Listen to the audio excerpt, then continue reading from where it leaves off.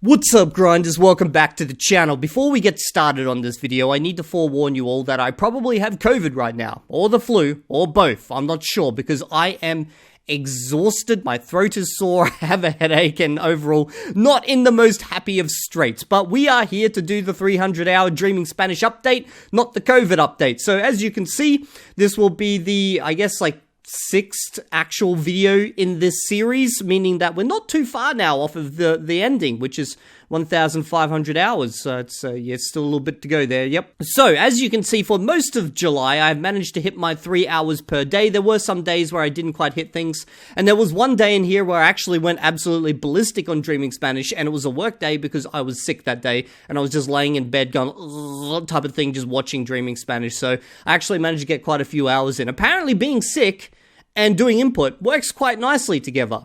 So I'm not sure, I guess it depends on your degree of sickness, but there is a nice happy medium in there, and I did manage to hit it on one of those days. So I am now at level 4. I am a blue bar. I don't know if I get a special dinosaur stamp or something for that, but that means I've hit the 300. Now let's have a look at what level 4 has to offer. Apparently I know 3,000 words. I have no idea whether that's true or not, but let's go into it. So you can understand a person speaking to you patiently, as opposed to you can follow topics that are adapted for learners. Let's open it up. So you are an intermediate level. Oh, okay. I thought I was in an intermediate level before. I guess now I'm at the intermediate level. You can understand a patient native speaker. You still miss some words, but the speaker can explain their meaning to you without resorting to translation. You can understand a range of daily topics without visual support like drawings or pictures. Is this true? I reckon there's probably quite a bit if they went full news broadcaster, speaking style, slow, and just spoke about a specific topic, then yeah, maybe I'd be fine type of thing. But I don't think a native speaker, well, they do say patiently here, but I feel like there's still a large part of the language which I just have not had presented to me so far. The sounds of the language are becoming clearer now, and you are getting used to how the sounds are likely to be combined. I don't know, realistically, the sounds of the language were never a problem for me, so I can't really, talk on that because I speak Esperanto.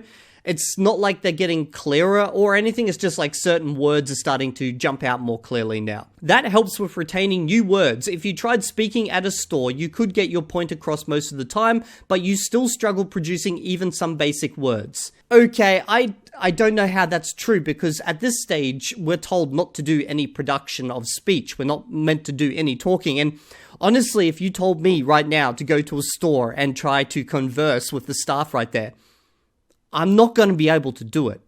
Even the most basic of words, there'd just be nothing. I'd probably understand them fine, if they were talking about the price and stuff, and maybe certain products and things like that, and even small talk and stuff, I'd understand them, but I'd have no way of I just would not be able to respond to them. Nothing comes to my head. If I'm standing at a cash register right now, and I say, I want the bread, for example, I would be sure, or jaw. I can see the word for want in my head, but I know that word. I've heard it so many times, and as soon as I hear it, it's just instant, but I can't even say the word. I don't know if this is just me being behind, or if there's a ingrained expectation of learners who have used this service before, have learned some Spanish prior to this, and this is therefore solidified what they know. But yeah, no, there's nothing that comes out. I can't talk. I'm gonna be honest, there's nothing that's coming out. Making friends in the language is now possible, but you need to find people who are quite patient, because not everybody will want to make that effort. Depending on your tolerance for getting negative reactions, you may want to wait a bit longer before speaking. See, this doesn't make sense to me, okay? Because if we go look at the roadmap, they actually don't recommend doing conversation practice or until 600 hours. And I'm at the 300-hour mark. So maybe what they mean is if you're feeling like you're really ahead of the game, and I'm assuming this is probably more designed for someone who's done a lot of Spanish study prior to getting to Dreaming Spanish. At this stage, they probably could do, talking and stuff. But for someone who's following just the roadmap, there's no talking happening at this stage. Or before this. And hell, not for another 300 hours. So I'm only halfway towards when they actually start recommending that I do conversation. So I'm not sure how this works. This does not seem... Only 50% of this seems true. Okay, what you need to do, listen a lot. You can understand videos or classes in which the teacher doesn't use any visual cues, and you now benefit from listening exclusively to audio and podcasts for learners everywhere you go, anytime you can. This is true. I can listen to podcasts now, especially the ones on Dreaming Spanish that are at a intermediate level, and also Spanish Boost podcast. I've listened to his stuff, and I understand him as well, so this is true. Crosstalk is still the best, most efficient way to improve. You can now make friends with whom you communicate only in the target language. I've had people ask me about whether I'm going to do Crosstalk or not, and I've thought about it. And I think, realistically, if I look at this from what Crosstalk provides, so what Crosstalk is, for those who don't know, is I will speak in English with a Spanish partner and they will respond in Spanish and we'll have a conversation like that. And the idea here is that I keep practicing my listening and, contextual listening and everything because we're in a conversation, but I don't get bogged down in the trying to produce speech stage because I'm still too early on. That's what ALG talks about. And I've noticed a lot in the Dreaming Spanish forums, people talk about Crosstalk as if it is the silver bullet. It's the thing that not enough people are doing, and that's why they're failing at reaching their specific goals. And I think this is actually kind of bullshit in a lot of ways, because what Crosstalk does provide that these videos don't is you have to be focused. So what I've read a lot of is people that passively watch Dreaming Spanish. Like they'll be on their phone or something, or they'll be doing it while doing the cooking or something, like listening to it while doing the cooking. And in that stage, you're not actually focused. So you're not really in that moment. You're not getting the maximum out of just staring and listening, okay? And I think Crosstalk is kind of like the solution for some people because, well, you can't be just cooking while you're having a conversation with someone now, can you? At least not until you get to a really high level, so you kind of have to be focused on that. So I feel like Crosstalk's probably good for those who just can't focus. Now, for anyone else who can focus and sit there on the content and watch it and understand it and not get distracted by technology and stuff like that, I don't think there's going to be any special benefit to Crosstalk except if you want more conversations around a specific topic. So will I do Crosstalk or not? I'm thinking I'll probably do some, but I'm not going to make this a massive thing because I've already done a tiny bit. I did 15 minutes in my Discord about 2 weeks ago or something. And I know 15 minutes is nothing, but realistically, it's exactly the same as watching videos. The only difference is that I'm just talking back in English. Okay, so let's jump down to what you're learning. Surprisingly, in this phrase, you learn many common function words that are taught right at the beginning of most language courses. These words are used very frequently, but carry very little meaning. For example, the verb to be or equivalent prepositions, conjunctions, and even some pronouns. I actually picked up most of those early on, but the pronouns, that's kind of true. There is some pronouns that I've been picking up about this stage. Once you become aware of a new word, you're encountered it everywhere. At that point, you may start feeling that there are many more words that you don't know than words that you do know. Yeah, I'm guessing that's probably true. So let's talk about what I have actually experienced during the last 50 hours of Dreaming Spanish. So at the 260 hour mark, I actually listened to my first intermediate level podcast, which is called How Speaking English and Spanish Became Our Superpower. It was a 35-minute long podcast, and I actually understood 90 to 95% of it because I have been watching a lot of content on Dreaming Spanish that's labeled for languages and language learning because it is a topic I'm interested in. So this podcast was quite comprehensible to me. Now, at 273 hours, I actually tried to, watch a little bit of content that was outside of the platform, like actual native level content, to kind of gauge where I'm at. And I ended up watching Stargate, the original movie, and then two episodes of Atlantis, so Stargate Atlantis. And I had it really depends. Some conversations I actually got fully, and then others nothing at all. So it's really hit and miss with native level content at the moment, but I did do some there. I also did a lot more of Spanish Boost podcast, and I found his podcast to be actually quite good. He speaks very clearly and still slowly, which I find at that 270 hour mark, I still kind of needed. Now at the 282 mark, I started to realize that I'm recognizing a lot more verbs, like transitive verbs. So for example, to start something, to stop something, to open, to close, to put down, to place, to leave, and to enter. All of these verbs, at this point I realized, shit, I now understand these verbs. Now, I don't know when I started understanding them, but it was at this mark that I realized that I did understand all these verbs. Now, this is kind of important because in the previous 50 hours, I was only getting nouns and adjectives and some like filler words and stuff, but I wasn't really getting any verbs. It was at this stage, at the 282 hour mark, where I actually noticed that I was now understanding a lot of the basic everyday verbs. At the 285 hour mark, I actually realized I knew the word for almost. So, I know that sounds like stupid and all, but like that was the moment where I literally realized, oh shit, I know what that word means. At 295 hours, this is where I noticed that the beginner videos were actually starting to become too slow.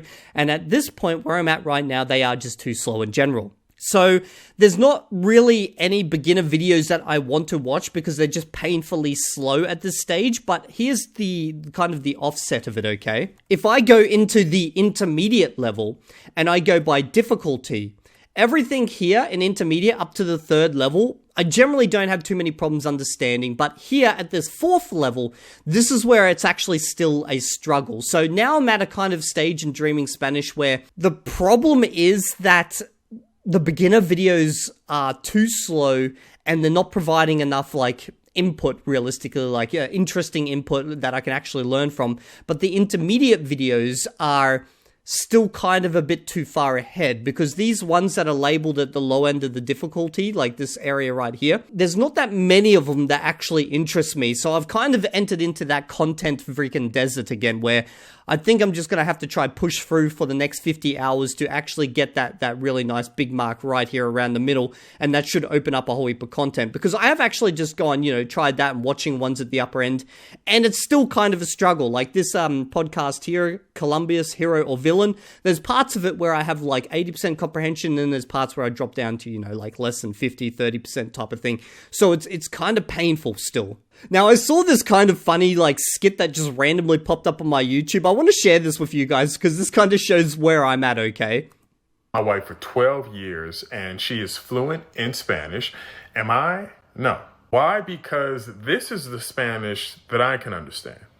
Hola, estamos aquí con unos amigos y vamos a aprender un sinnúmero de cosas, entre ellas, cómo hablar español. Yeah, see, like, I understand that as well, what she's saying right here. But she sounds like a news presenter, which is what the Dreaming Spanish crew sound like. All right, this is how she speaks. Mira, muchacha, ven para acá, que te tengo que hablar. Yo estoy harta de la misma cosa contigo, la misma vaina. ¿Por qué hacemos eso? No me haga eso. Vamos a aprender español. I'll never learn. Okay, so I think I'm at my mate's stage right here, okay? Because that second speech that she did, no idea. Don't understand that at all. Now, a bunch of you have actually asked me about my favorite Dreaming Spanish teachers, and I figure I'll just answer this question right now, okay? So, Augustina, she's pretty cool. I like her overall. I'm okay with Natalia. I've never even met this person within the content-wise, so she must be advanced only. Chelsea's awesome. I've seen some of Sophia's stuff, but she's a bit of a struggle for me to understand overall. I have not encountered any of these ones around. Well, I have Michelle, so Michelle's okay. Haven't encountered any of these three, so these must be advanced level teachers. So then obviously we've got Andrea, which is pretty cool. Alma's okay. And then Pablo, he's the OG. I enjoy his older content. And then we have Andreas. Why is this guy, like, even here? Like, I've seen his content. Literally, like, look at this, guys, okay? So if you have a look here, the vast majority of the teachers are women, okay? So I'm just pointing this out right now. And then you have Andreas, or however you say his goddamn name. The only reason he's here is because he's got big muscles. The dude has absolutely zero talent. I don't even know why they included him here. So, yeah, I don't know. In fact, what they should do is they should actually go get Martin from Spanish Boost Gaming and just replace him. Because this guy, like, I guess he's kind of grandfathered in. That maybe they hired him early on. They probably regret that decision now, but, like, you know, it is what it is. You can't get rid of the guy. Okay, so what we're going to do now is we're going to do some intermediate level, and I'm going to try hit something at this level right around here, okay? Because this is the kind of the struggle level. Stuff before that, I get. Stuff after that, it's like, it's a bit too hard. So let's try pick something. And in fact, you know what? We'll continue with this podcast. Del mundo indígena, porque de ser así, no habría reivindicación indígena, ¿no? Yeah, I didn't really get any of that. Si faltase, si no estuviesen los colonizados, hubiesen dejado de existir, ¿quién los reivindicaría? Yeah, again, like, I'm getting specific, like, words and stuff out of that. Like, there's something, like, he said faltas in there, which is, like, it's, like, missing or something like that. And then he's talking about, colonizers. ¿Entiendes lo que quiero decir? Claro, o sea, no fue... Sí, no se lo borró completamente, pero, bueno, se le borraron todos los derechos, eso seguro. And she's saying, there was something, blah, blah, blah, and then... it's not certain. So it's like this one here, like at times I get a lot out of this and then at times I get nothing. Bueno, hay personas que lo discuten, una cosa que reivindican mucho. So basically he said, and then there's a person who discusses some things. Muchos hispanistas, ¿no? Es que... About something, like... la corona española...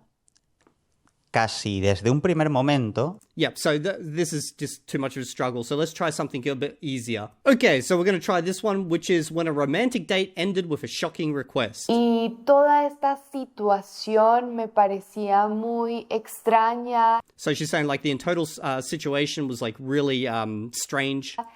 Y muy incómoda.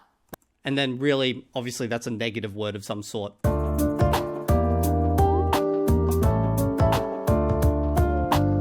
Hola, hola. Bienvenidos a un nuevo episodio de esta serie. Obviously, hello, welcome to a new episode of this series. Donde realmente me he divertido muchísimo. Where I think she said, like, really, we'll have lots of fun. Contándoles algunas historias de mi pasado. So we're gonna have lots of fun with things from my past. Gracias a like stories from my past. Todas esas experiencias que he tenido ahora que tengo 28 años. So she's saying like thanks to like something regarding these 20 years, puedo ver a las personas con mucha más claridad. So I can look at these things with a lot more clarity. Y con mi intuición. And obviously with your intuition. Sin duda, la historia que les voy a contar hoy es la cita más rara y extraña que he tenido en toda mi vida. See, I understood that kind of in the moment. Like, I got the general gist, but by the time I hit pause, like, it kind of went out the, like out the outside of my head type of thing. Like, it was just, yeah, this is a thing where it's like you kind of get what's happening, but not enough to really be able to form it into, like, a complete thought. Todo empezó cuando yo tenía 23 años y fui a un rodaje. So this happened when I was 23 years old and I went to, so I don't know that word, but I'm assuming it means like, a film scene or something. Es decir, a la grabación de una película. Yeah, so the scene of filming a movie. Yo era una de las actrices de esa película y estaba muy, pero muy feliz. So she was one of the actors of this film and she was really happy. De estar allí. To be there. En esa grabación conocí al director de fotografía. So while she was there, she became acquainted with, the director of photography. Que se llamaba Alberto. And he was called Alberto. Y él fue muy coqueto conmigo y muy amable conmigo. So she was saying he was really something with her, but then he was like really friendly with her. Durante toda la grabación. During the entire filming. Grabamos más o menos durante un mes. So they filmed during more or less 1 month. Así que Alberto y yo Tuvimos muchísimas oportunidades para hablar. And we had many opportunities, to chat type of thing. So we'll leave it at that. Well, that's pretty much it, guys. I'll see you at the next 50-hour update. Now, if you're interested in the Dreaming Spanish series, make sure you sub, because I did a poll recently and only 5% of you guys actually seem to care about this series. So if you do care, sub to the channel. Show the love. See you all in the next video, or you'll get COVID.